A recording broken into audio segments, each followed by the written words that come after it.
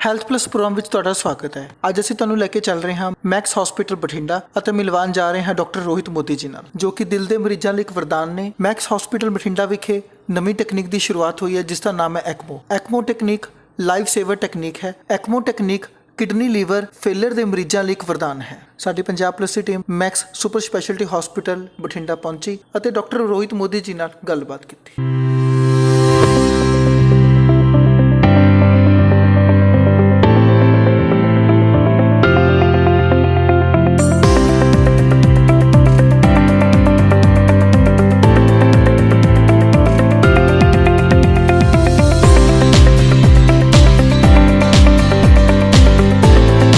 I have used Sync VN from Philips. It's a very good innovative technology, I would say. We can actually see the lesion very clearly, first of all, and then when we balloon dilate it, we can see is there any waste or is there, and when we deploy our stent, we can clearly see it as clear as we see, even more clear than the stent boost, and the whole length of the stent could be seen, and even the small areas of under expansion, they are quite reasonably visible. And I would rather say if we use Sync VN, when we compare it with IVUS, we already have achieved a perfect result using Sync VN. ਦਰਸ਼ਕੋ health plus programme ਤੋਂ ਤੁਹਾਡਾ ਸਵਾਗਤ ਹੈ। ਅੱਜ ਅਸੀਂ ਆਏ ਹਾਂ doctor Rohit Modi, ਜਿਹੜੇ ਪਿਛਲੇ ਲੰਬੇ ਸਮੇਂ ਤੋਂ ਮੈਕਸ ਹਸਪੀਟਲ ਬਠਿੰਡਾ ਵਿਖੇ ਆਪਣੀਆਂ ਸੇਵਾਵਾਂ ਦੇ ਰਹੇ ਨੇ as a heart specialist. Doctor ਸਾਹਿਬ, ਤੁਹਾਡਾ ਸਵਾਗਤ ਹੈ ਸਾਡੇ ਸਪੈਸ਼ਲ ਸ਼ੋਅ 'ਚ। Thank you very much. Thank you. Doctor ਸਾਹਿਬ, ਜਿਸ ਤਰੀਕੇ ਦੇ ਨਾਲ ਤੁਸੀਂ ਹਰ ਚੀਜ਼ 'ਚ ਮੋਹਰੀ ਹੁੰਦੇ ਹੋ, ਕੋਈ ਵੀ ਮਸ਼ੀਨਰੀ ਨਹੀਂ ਆਉਂਦੀ ਹੈ ਤੇ ਤੁਸੀਂ ਉਹਦੇ 'ਚ ਸਭ ਤੋਂ ਪਹਿਲਾਂ ਲਾਂਚ ਕਰਦੇ ਹੋ, ਕੀ ਕਹਿਣਾ ਚਾਹੋਗੇ ਕਿ ਮੈਕਸ ਦੇ ਵਿੱਚ ਹੁਣ ਕੀ ਮਤਲਬ ਜਿਹੜੀਆਂ ਸੇਵਾਵਾਂ ਨਵੀਆਂ ਸ਼ੁਰੂ ਕੀਤੀਆਂ? ਦੇਖੋ, ਇਸ ਤਰ੍ਹਾਂ ਹੈ ਜੀ, ਬਠਿੰਡੇ ਸਾਡੇ ਆਉਣ ਦਾ ਪਰਪਸ ਇਹੀ ਹੈ ਕਿ ਬਠਿੰਡੇ ਵਰਗੇ ਸ਼ਹਿਰ ਨੂੰ ਅਸੀਂ ਇਹੋ ਜਿਹੀਆਂ ਸੁਵਿਧਾਵਾਂ ਦਈਏ। ਜਿਹੜਾ ਬਠਿੰਡਾ ਹੈ ਇਹ ਪੂਰਾ ਮਾਲਵਾ ਰੀਜਨ ਨੂੰ ਕੈਟਰ ਕਰਦਾ ਹੈ ਅਤੇ ਹੋਰ ਇਲਾਕਿਆਂ ਨੂੰ ਵੀ ਕੈਟਰ ਕਰਦਾ ਹੈ। ਈਵਨ ਸਾਡੇ ਕੋਲ ਪਟਿਆਲੇ ਤੋਂ, ਸੰਗਰੂਰ ਤੋਂ ਅਤੇ ਈਵਨ ਲੁਧਿਆਣੇ ਤੋਂ ਵੀ ਅੱਜ ਕੱਲ੍ਹ ਲੋਕ ਆਉਣੇ ਸ਼ੁਰੂ ਹੋ ਗਏ। ਇਹਦਾ ਰੀਜ਼ਨ ਇਹ ਹੈ ਕਿ ਇੱਥੇ ਦੀ ਕੈਪੇਬਿਲਿਟੀ ਔਰ ਸੁਵਿਧਾਵਾਂ, ਇਹਦਾ ਅਸੀਂ ਖਾਸ ਧਿਆਨ ਰੱਖਿਆ ਹੈ। ਇਹਦੇ ਵਿੱਚ ਅਸੀਂ ਕਈ ਇੱਥੇ ਆਉਣ ਤੋਂ ਬਾਅਦ ਕਈ ਜਿਹੜੀਆਂ ਮਸ਼ੀਨਰੀਆਂ ਹੈ, ਜਿਹੜੀਆਂ ਇਕੁਇਪਮੈਂਟਸ ਹੈ, ਜਿਹੜੇ ਲੇਟੈਸਟ ਮਾਡਲਸ ਹੈ, ਜਿਵੇਂ ਕੈਥਲੈਬ ਅਸੀਂ ਬਿਲਕੁਲ ਲੇਟੈਸਟ ਮਾਡਲ ਦੀ ਲਗਾਈ ਹੈ। ਉਸੇ ਪ੍ਰਕਾਰ ਉਹਨੂੰ ਐਕਸਟੈਂਡ ਕਰਦੇ ਹੋਏ ਅਸੀਂ ਇੱਥੇ ਕੁਝ ਨਵੀਆਂ ਸੁਵਿਧਾਵਾਂ ਵੀ ਉਪਲਬਧ ਕਰਾਈਆਂ ਹਨ। ਜਿੱਦਾਂ ਇਸ ਰੀਜਨ ਦੇ ਵਿੱਚ ਜਿਹੜੇ ਮਰੀਜ਼ ਬਿਲਕੁਲ ਮਰਨ ਕੰਢੇ ਹੋ ਜਾਂਦੇ ਹਨ, ਜਿਵੇਂ ਬਹੁਤ ਸੀਰੀਅਸ ਹਾਲਤ ਵਿੱਚ ਹੁੰਦੇ ਹਨ, ਉਹਨਾਂ ਮਰੀਜ਼ਾਂ ਦੇ ਉਪਚਾਰ ਵਾਸਤੇ ਕੁਝ ਨਹੀਂ ਸੀ। ਲੋਕਾਂ ਨੂੰ ਦਿੱਲੀ ਜਾਂ ਚੰਡੀਗੜ੍ਹ ਜਾਣਾ ਪੈਂਦਾ ਸੀ। ਉਹ ਵੀ ਆਪਣਾ ਜਾਨ ਰਿਸਕ 'ਤੇ ਲੈ ਕੇ ਐਂਬੂਲੈਂਸ ਵਿੱਚ ਪਾ ਕੇ ਉਹਨਾਂ ਨੂੰ ਦਿੱਲੀ ਅਤੇ ਚੰਡੀਗੜ੍ਹ ਵਰਗੀਆਂ ਜਗ੍ਹਾਵਾਂ ਵਿੱਚ ਜਾਣ ਤੋਂ ਮਜਬੂਰ ਕੀਤਾ ਜਾਂਦਾ ਸੀ। ਹੁਣ ਇਹ ਸਾਰੇ ਮਰੀਜ਼ਾਂ ਨੂੰ ਕਿਤੇ ਜਾਣ ਦੀ ਜ਼ਰੂਰਤ ਨਹੀਂ ਹੈ। ਸਾਡੇ ਮੈਕਸ ਬਠਿੰਡਾ ਦੇ ਵਿੱਚ ਅਸੀਂ ਜਿਹੜੀ ਲੇਟੈਸਟ, ਜਿਹੜੀਆਂ ਕਿ ਬਹੁਤ ਗੰਭੀਰ ਰੂਪ 'ਤੇ ਮਰੀਜ਼ ਜਿਹੜੇ ਹੁੰਦੇ ਹਨ, ਜਿਹਨਾਂ ਨੂੰ ਸ਼ੌਕ 'ਚ ਚਲੇ ਜਾਂਦੇ ਹਨ ਜਿਹੜੇ ਮਰੀਜ਼, ਉਹਨਾਂ ਵਾਸਤੇ ਸੁਵਿਧਾਵਾਂ ਉਪਲਬਧ ਕਰ ਦਿੱਤੀਆਂ ਹਨ। ਉਹਦੇ ਵਿੱਚ ਇੱਕ ਸੁਵਿਧਾ ਜਿਹੜੀ ਹੈ ਉਹ ਐਕਮੋ ਹੈ। ਉਹਦੇ ਵਿੱਚ ਐਕਮੋ ਜਾਂ ਵੈਡ ਕਹਿੰਦੇ ਆ ਉਹਨੂੰ, ਟੈਂਪਰੇਰੀ ਵੈਡ, ਨਾਟ ਪਰਮਾਨੈਂਟ ਵੈਡ, ਟੈਂਪਰੇਰੀ ਵੈਡ। ਉਹਦੇ ਵਿੱਚ ਅਸੀਂ ਇੱਕ ਮਸ਼ੀਨ ਦੇ ਰਾਹੀਂ, ਜਿਹਨੂੰ ਹਾਰਟ ਲੰਗ ਮਸ਼ੀਨ ਕਹਿੰਦੇ ਹਨ, ਉਹਦੇ ਰਾਹੀਂ ਆਰਟੀਫਿਸ਼ੀਅਲ ਸਪੋਰਟ ਪੇਸ਼ੈਂਟ ਨੂੰ ਦਿੰਦੇ ਹਾਂ। ਔਰ ਉਸ ਆਰਟੀਫਿਸ਼ੀਅਲ ਸਪੋਰਟ ਦੇ ਨਾਲ ਅਸੀਂ ਆਪਣਾ ਜਿਹੜਾ ਹੈ ਉਹ ਪੇਸ਼ੈਂਟ ਦਾ ਇਲਾਜ ਕਰਦੇ ਹਾਂ। ਪੇਸ਼ੈਂਟ ਜਿਸ ਰੂਪ ਦੇ ਵਿੱਚ ਗੰਭੀਰਲੀ ਜਦੋਂ ਹੋ ਜਾਂਦਾ ਹੈ, ਸੀਰੀਅਸ ਕੰਡੀਸ਼ਨ 'ਚ ਪਹੁੰਚ ਜਾਂਦਾ ਹੈ, ਜਦੋਂ ਉਹਦਾ ਹਾਰਟ ਕੰਮ ਨਹੀਂ ਕਰਦਾ ਪ੍ਰੋਪਰਲੀ, ਬੋਡੀ ਵਿੱਚ ਸਰਕੂਲੇਸ਼ਨ ਜਿਹੜੀ ਹੈ ਖਤਮ ਹੋ ਜਾਂਦੀ ਹੈ, ਜਿਹਦੇ ਨਾਲ ਦੂਸਰੇ ਅੰਗਾਂ 'ਤੇ ਜਿਵੇਂ ਕਿ ਕਿਡਨੀ ਹੋ ਗਈ, ਲਿਵਰ ਹੋ ਗਈ, ਬੜੇ ਸੈਂਸਿਟਿਵ ਅੰਗ ਹਨ, ਜਦੋਂ ਬਲੱਡ ਸਪਲਾਈ ਉਹਨਾਂ ਦੀ ਘਟਦੀ ਹੈ ਉਹ ਜਿਹੜੇ ਹੈ ਕਿਡਨੀ ਫੇਲੀਅਰ ਸ਼ੁਰੂ ਹੋ ਜਾਂਦਾ ਹੈ, ਲਿਵਰ ਫੇਲੀਅਰ ਸ਼ੁਰੂ ਹੋ ਜਾਂਦਾ ਹੈ, ਅਲਟੀਮੇਟਲੀ ਮਲਟੀ ਆਰਗਨ ਫੇਲੀਅਰ ਹੋ ਜਾਂਦਾ ਹੈ, ਜਿਹਦੇ ਨਾਲ ਮਰੀਜ਼ ਦੀ ਮੌਤ ਹੋ ਜਾਂਦੀ ਹੈ।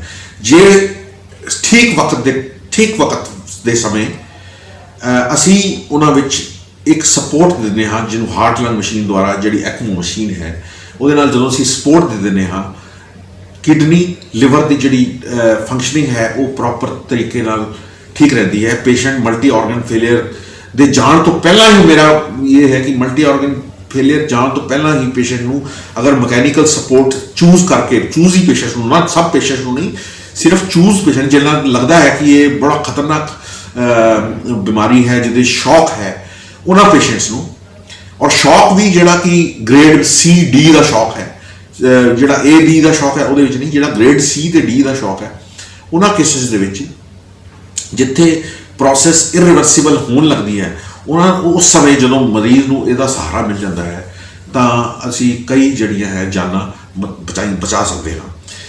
ਜਿਹੜਾ ਇੱਕ ਕਾਰਡੀਓਜੈਨਿਕ ਸ਼ੌਕ ਹੈ, ਜਿਸ ਤਰ੍ਹਾਂ ਮੈਂ ਤੁਹਾਨੂੰ ਐਗਜ਼ਾਮਪਲ ਦਿੰਦਾ, ਅਸੀਂ ਕਾਰਡੀਓਜੈਨਿਕ ਸ਼ੌਕ 'ਚ ਯੂਜ਼ ਕਰਦੇ ਹਾਂ। ਜਦੋਂ ਮਰੀਜ਼ ਨੂੰ ਹਾਰਟ ਅਟੈਕ ਹੋ ਜਾਂਦਾ ਹੈ, ਉਸ ਤੋਂ ਬਾਅਦ ਕਾਰਡੀਓਜੈਨਿਕ ਸ਼ੌਕ ਵਿੱਚ ਚਲਾ ਜਾਂਦਾ ਹੈ ਮਰੀਜ਼, ਉਹਨੂੰ ਕੋਈ ਸਹਾਰਾ ਨਹੀਂ ਰਹਿੰਦਾ, ਉਹਦੀ ਕਿਡਨੀ ਤੇ ਜਿਹੜੀ ਲਿਵਰ ਫੰਕਸ਼ਨ ਜਿਹੜੇ ਹੈ ਡਿਰੇਂਜ ਹੋਣੇ ਸ਼ੁਰੂ ਹੋ ਜਾਂਦੇ ਹਨ ਤੇ ਅਲਟੀਮੇਟਲੀ ਡੈਥ ਹੋ ਜਾਂਦੀ ਹੈ। ਇਸ ਤਰ੍ਹਾਂ ਦੇ 80 ਤੋਂ 90% ਮਰੀਜ਼ ਜਿਹੜੇ ਹੈ ਉਹ, ਮੈਂ ਤਾਂ ਕਹਾਂਗਾ ਕਿ ਜਿਸ ਤਰ੍ਹਾਂ ਦੇ ਆਪਣੇ ਫੈਸਿਲਿਟੀਜ਼ ਅਗਰ ਨਾ ਹੋਣ ਤਾਂ 100% ਮਰੀਜ਼ ਜਿਹੜਾ ਹੈ ਇਸ ਤਰ੍ਹਾਂ ਦੇ ਉਹ ਬਚ ਨਹੀਂ ਸਕਦੇ। ਲੇਕਿਨ ਜਦੋਂ ਅਸੀਂ ਅਰਲੀ ਯੂਜ਼, ਮਤਲਬ ਮਕੈਨੀਕਲ ਡਿਵਾਈਸ, ਜਿਹੜੀ ਐਕਮੋ ਵਰਗੀ ਮਕੈਨੀਕਲ ਡਿਵਾਈਸ ਹੈ, ਜਦੋਂ ਇਹਦਾ ਅਰਲੀ ਯੂਜ਼ ਕਰਦੇ ਹਾਂ, ਜਦੋਂ ਕਿ ਹਲੇ ਲਿਵਰ ਫੰਕਸ਼ਨ, ਕਿਡਨੀ ਫੰਕਸ਼ਨ ਹਲੇ ਡਿਟੀਰੀਓਰੇਟ ਹੋਣੇ ਨਹੀਂ ਸ਼ੁਰੂ ਹੋਏ, ਹਲੇ ਸਾਨੂੰ ਇੰਡੀਕੇਸ਼ਨ ਮਿਲ ਗਈ ਹੈ ਕਿ ਵੀ ਡਿਟੀਰੀਓਰੇਟ ਹੋਣੇ ਸ਼ੁਰੂ ਹੋ ਗਏ ਹਨ, ਤਾਂ ਉਹਨਾਂ ਦੇ ਮਰੀਜ਼ਾਂ ਦੇ ਵਿੱਚ ਜਦੋਂ ਅਸੀਂ ਅਰਲੀ ਯੂਜ਼ ਕਰਦੇ ਹਾਂ ਤਾਂ ਇਹਨਾਂ ਦੀ ਮੌਤਾਂ ਦੀ ਦਰ ਦਾ ਘਟਾਇਆ ਜਾ ਸਕਦਾ ਹੈ। ਨਾਰਮਲ ਮੋਰਟੈਲਿਟੀ ਰੇਟ ਜੇ 80-90, ਮੈਂ ਕਹਾਂਗਾ 100% ਹੈ, ਉਹਨੂੰ ਘਟਾ ਕੇ ਅਸੀਂ 40% ਜਾਂ 30% ਵੀ ਅਸੀਂ ਕਰ ਸਕਦੇ ਹਾਂ। ਕਿਉਂਕਿ ਵਿਦੇਸ਼ਾਂ ਵਿੱਚ ਜਿਹੜੀ ਜਿੱਥੇ ਯੂਜ਼ ਹੋਈ ਹੈ, ਉੱਥੇ ਨਵਾਂ ਡਾਟਾ ਜਿਹੜਾ ਆ ਰਿਹਾ ਹੈ, ਉਹਦੇ ਵਿੱਚ ਇਸ ਤਰ੍ਹਾਂ ਦੇ 70% ਮਰੀਜ਼ ਜਿਹੜੇ ਹੈ ਇਹਦੀ ਮਸ਼ੀਨ ਦੀ ਪ੍ਰਯੋਗ ਦੇ ਨਾਲ ਅਸੀਂ ਬਚਾ ਰਹੇ ਹਾਂ। ਡਾਕਟਰ ਸਾਹਿਬ, ਅਗਰ ਅਸੀਂ ਗੱਲ ਕਰੀਏ ਵੈਂਟੀਲੇਟਰਸ ਦੀ, ਇਹਦਾ ਮਤਲਬ ਜਿੱਥੇ ਵੈਂਟੀਲੇਟਰਸ ਫੇਲ ਹੋ ਜਾਂਦੇ ਆ, ਉਸ ਜਗ੍ਹਾ ਦੇ ਉੱਤੇ ਵੀ ਇਹ ਜਿਹੜੀ ਹੈਗੀ ਹੈ ਐਕਮੋ ਕੰਮ ਕਰਦੀ ਹੈ। ਦੇਖੋ, ਐਕਮੋ ਦੇ ਮੇਨ ਯੂਜ਼ ਸ਼ੌਕ ਦੇ ਵਿੱਚ ਹੈ। ਇੱਕ ਤਾਂ ਕਾਰਡੀਓਜੈਨਿਕ ਸ਼ੌਕ ਹੁੰਦਾ ਹੈ, ਇੱਕ ਸ਼ੌਕ ਜਾਂ ਹੋਰ ਕਈ ਪ੍ਰਕਾਰ ਦੀਆਂ ਪੋਇਜ਼ਨਿੰਗ ਹੁੰਦੀਆਂ ਜਿਹੜੀਆਂ ਹਾਰਟ ਨੂੰ ਟੈਂਪਰੇਰੀਲੀ ਇਫੈਕਟ ਕਰਦੀਆਂ।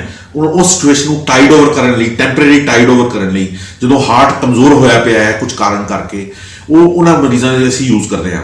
ਇਸੇ ਤਰ੍ਹਾਂ ਜਿਵੇਂ ਲੰਗ ਵੀਕ ਹੋ ਜਾਂਦੇ ਹਨ, ਜਿਵੇਂ ਕੋਵਿਡ ਤੋਂ ਬਾਅਦ ਲੰਗ ਕਈ ਵਾਰ ਵੀਕ ਹੋ ਜਾਂਦੇ, ਬਹੁਤ ਵੀਕ ਹੋ ਜਾਂਦੇ ਹਨ, ਜਾਂ ਕੋਈ ਇਨਫੈਕਸ਼ਨ ਕਰਕੇ, ਜਾਂ ARDS ਕਹਿੰਦੇ ਹਨ ਕੰਡੀਸ਼ਨਸ, ਜਿਨ੍ਹਾਂ ਵਿੱਚ ਲੰਗ ਵੀਕ ਹੋ ਜਾਂਦੇ ਹਨ, ਉਹਨਾਂ ਵਿੱਚ ਅਸੀਂ ਆਰਟੀਰੀਓ ਵੀਨਸ ਸਪੋਰਟ ਦਿੰਦੇ ਹਾਂ। ਉਹਦੇ 'ਚ ਵੀਨੋ ਵੀਨਸ ਸਪੋਰਟ ਦਿੰਦੇ ਹਾਂ। ਉਹਦੇ ਵਿੱਚ ਲੰਗਸ ਦੀ ਤਰ੍ਹਾਂ ਐਕਮੋ ਕੰਮ ਕਰਦਾ ਹੈ। ਤੇ ਜਿਹੜਾ basically it is a heart lung machine, ਇਹਦੇ ਹਾਰਟ ਦਾ ਵੀ ਕੰਮ ਕਰੇਗਾ ਆਰਟੀਫੀਸ਼ੀਅਲੀ, ਔਰ ਲੰਗ ਦਾ ਵੀ ਕੰਮ ਕਰੇਗਾ। ਇਹਦਾ ਮੰਤਵ ਮੇਨ ਇਹ ਹੈ ਕਿ ਉਸ ਕੰਡੀਸ਼ਨ ਨੂੰ ਟਾਈਡ ਓਵਰ ਕਰਨਾ ਜਦੋਂ ਮਰੀਜ਼ ਸਭ ਤੋਂ ਜ਼ਿਆਦਾ ਬਿਮਾਰ ਹੈ, ਜਦੋਂ ਉਹਦਾ ਹਾਰਟ ਔਰ ਲੰਗ ਕੰਮ ਨਹੀਂ ਕਰ ਰਿਹਾ ਹੈ, ਉਹ ਫਿਰ ਦੂਸਰੇ ਅੰਗਾਂ ਨੂੰ ਵੀ ਖਤਮ ਕਰ ਦਿੰਦਾ ਹੈ।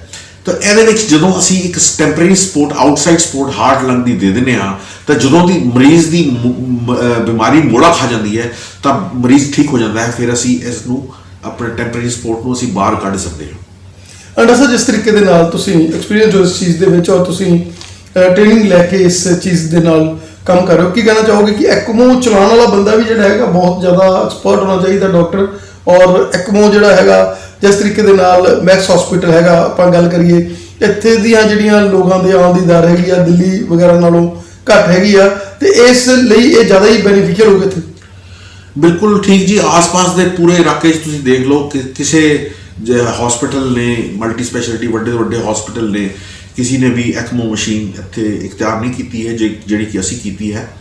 ਇਹਦਾ ਫਾਇਦਾ ਪੂਰੇ ਮਾਲਵਾ ਰੀਜਨ ਦੇ ਲੋਕਾਂ ਨੂੰ ਡੈਫੀਨੇਟਲੀ ਹੋਣ ਵਾਲਾ ਹੈ। ਮੈਂ ਇਹਨੂੰ ਫੋਰਸੀ ਕਰ ਸਕਦਾ ਹਾਂ।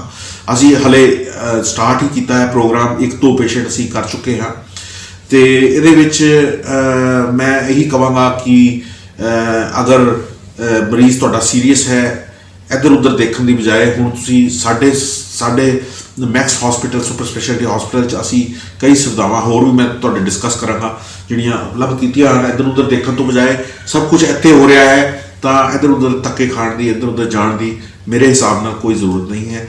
ਇੱਥੇ ਪੂਰਾ ਐਕਸਪਰਟਾਈਜ਼ ਅਸੀਂ ਕ੍ਰੀਏਟ ਕੀਤਾ ਹੈ। ਐਕਮੋ ਮਸ਼ੀਨ ਚਲਾਉਣ ਵਾਸਤੇ ਇੱਕ ਟੀਮ ਵਰਕ ਹੈ।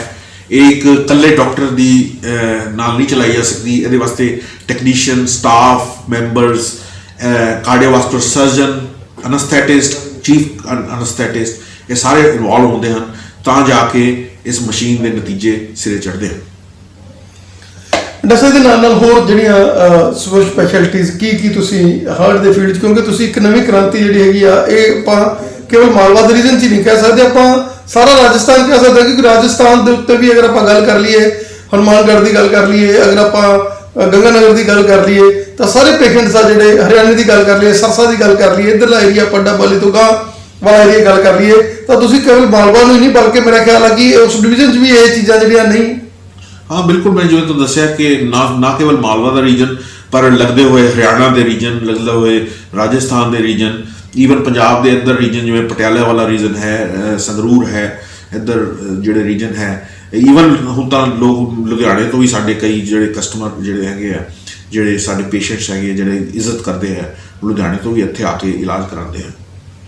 ਡਾਕਟਰ ਸਾਹਿਬ ਹੋਰ ਕਿਹੜੀ ਜਿਹੜੀ ਹੈਗੀਆਂ ਨਵੀਆਂ ਚੀਜ਼ਾਂ ਇਨੋਵੇਸ਼ਨ ਤੁਸੀਂ ਇੱਥੇ ਲੈ ਕੇ ਆਏ ਹੋ?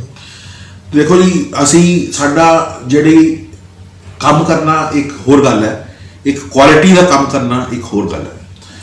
ਅਸੀਂ ਆਪਣੇ ਰੀਜਨ ਦੇ ਵਿੱਚ ਕੁਆਲਿਟੀ, ਅਸੀਂ ਕੰਮ ਦੇ ਵਿੱਚ ਪ੍ਰੈਸੀਜਨ ਤੇ ਕੁਆਲਿਟੀ ਚਾਹੁੰਦੇ ਹਾਂ। ਉਹਦੇ ਵਾਸਤੇ ਸਾਨੂੰ ਇਨਵੈਸਟ ਕਰਨਾ ਪਿਆ ਹੈ। ਮੈਂ ਇੱਕ ਆਈਵਸ ਦੀ ਮਸ਼ੀਨ ਲਿੱਤੀ ਹੈ ਜਿਹੜੀ ਕਿ ਬਹੁਤ, ਤੁਸੀਂ ਯਕੀਨ ਮੰਨੋ ਕਿ 4-5 ਹਿੰਦੁਸਤਾਨ ਦੇ ਵੱਡੇ ਸੈਂਟਰ ਹੈਗੇ ਆ ਜਿੱਥੇ ਉਹ ਉਪਲਬਧ, ਉਹ ਸੇਵਾ ਉਪਲਬਧ ਹੈ। ਉਹ ਅਸੀਂ ਮੈਕਸ ਹਸਪੀਟਲ ਬਠਿੰਡੇ ਦੇ ਵਿੱਚ ਇੰਸਟਾਲ ਕਰ ਦਿੱਤੀ ਹੈ। ਉਹਦੇ ਵਿੱਚ ਅਸੀਂ ਜਿਹੜਾ ਇੰਟਰਾਵਾਸਕੂਲਰ ਅਲਟਰਾਸਾਊਂਡ ਕਰਦੇ ਹਾਂ, ਉਹਦੇ ਵਿੱਚ ਕੋ-ਟਰਾਈ ਰਜਿਸਟ੍ਰੇਸ਼ਨ ਦੀ ਫੈਸਿਲਿਟੀ ਹੈ। ਅਸੀਂ ਪ੍ਰੀਸਾਈਜ਼ਲੀ ਦੇਖ ਸਕਦੇ ਹਾਂ ਕਿ ਕਿੱਥੇ ਸਟੈਂਟ ਪਲੇਸ ਹੋਇਆ ਹੈ, ਕੋਈ ਗਲਤੀ ਤਾਂ ਨਹੀਂ ਹੋ ਗਈ। ਅਸੀਂ ਜਿੱਦਾਂ ਪਹਿਲਾਂ ਸਟੈਂਟ ਪਲੇਸ ਕਰਦੇ ਸੀ, ਅੱਖਾਂ ਨਾਲ ਦੇਖ ਕੇ ਕਰਦੇ ਸੀ, ਹੁਣ ਉਹਨੂੰ ਕੰਪਲੀਟਲੀ ਮੈਜ਼ਰ ਕਰ ਸਕਦੇ ਹਾਂ ਕਿ 3 ਮਿਲੀਮੀਟਰ ਦਾ ਸਟੈਂਟ ਚਾਹੀਦਾ ਹੈ, 16 ਮਿਲੀਮੀਟਰ ਲੰਬਾ ਹੋਣਾ ਚਾਹੀਦਾ ਹੈ, 3 ਮਿਲੀਮੀਟਰ। ਉਹਨੂੰ ਪਲੇਸ ਕਰਨ ਤੋਂ ਪਹਿਲਾਂ ਸਾਨੂੰ ਲੈਂਥ ਪਤਾ ਹੁੰਦੀ ਹੈ, ਉਹਦੀ ਡਾਇਆਮੀਟਰ ਪਤਾ ਹੁੰਦਾ ਹੈ। ਫਿਰ ਜਦੋਂ ਪਲੇਸ ਕਰ ਦਿੱਤਾ ਜਾਂਦਾ ਹੈ, ਫਿਰ ਦੇਖਿਆ ਜਾਂਦਾ ਹੈ ਕਿ ਜਿਹੜਾ ਪਲੇਸਮੈਂਟ ਹੈ ਬਿਲਕੁਲ ਸਹੀ ਹੈ, ਐਕੂਰੇਟ ਹੈ ਜਾਂ ਨਹੀਂ ਹੈ।